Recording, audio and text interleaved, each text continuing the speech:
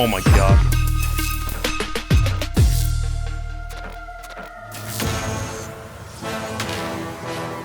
What's up, YouTube?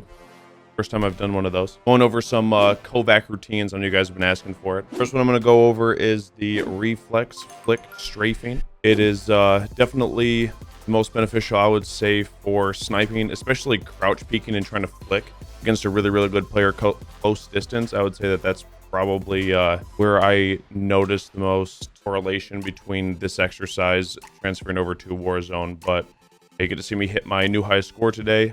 And yeah, I've been working on this one for about a month, so I'm pretty okay with top 100, I guess. Could be better, but take it for now.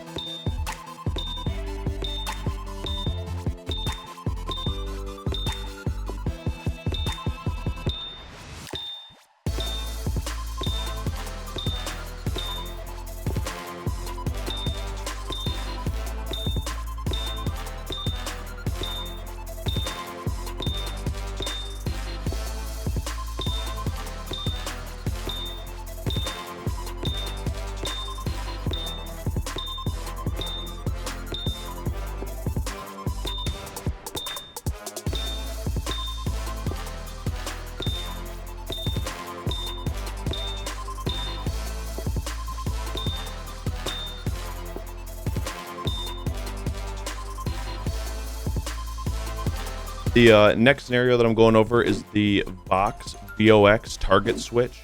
This one is basically just trying to switch between targets all over the place from your left, middle, and right as quickly as possible. This one, there's no magazine mechanic. So there are other ones that have a magazine mechanic. If you miss, you'll have to stop and reload. But this is the no magazine exercise, and I definitely would see the most correlation between full auto AR or SMG going from one target to the next.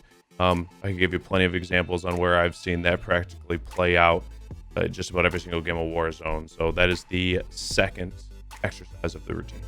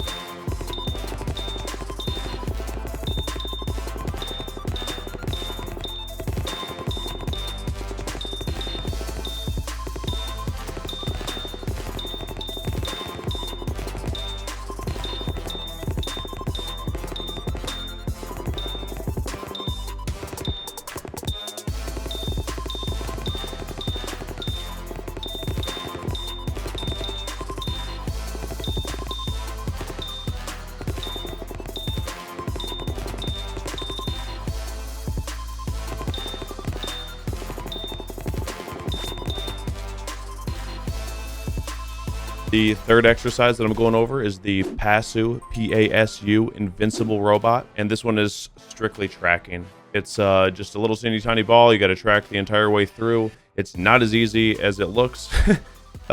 It's extremely jittery and a rather small target to stay on consistently. As far as translation to Warzone, because the TTK is so low in this game, like, you're not tracking players anywhere close to a minute. So I would say that it's most likely a heli flying in the distance, a Bertha driving by is where I get the most benefit from this vehicle. Something that travels relatively fast that you have to put a fair amount of bullets into to get any sort of hit markers, downs, or disables.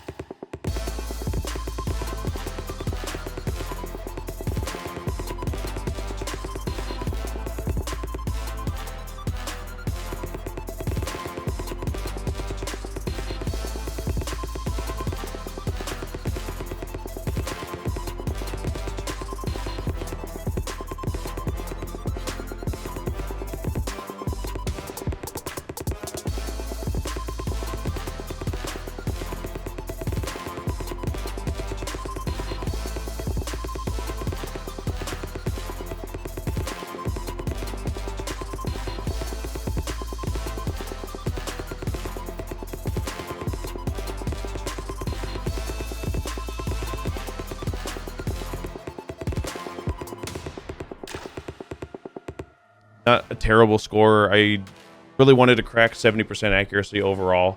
I'll keep working at it. Tough one though. So the last scenario that we'll go over is the dev target switch. That's DEV target switch, no spaces. It's kind of like a target switching the second scenario that I went over, but this one I would say, as far as the translation, is a lot more like when you have a VLK or a axial 3 times or Royal and Cross 4. So a ranged AR where you're making those little adjustments to track at long range at the head and then switch to another target that may not be that far away. This one simulates that pretty well. And once again, you can definitely tell a difference going from this, jumping into the game, and being already warmed up, ready to go. It's cut at least 4 hours off my warm-up time.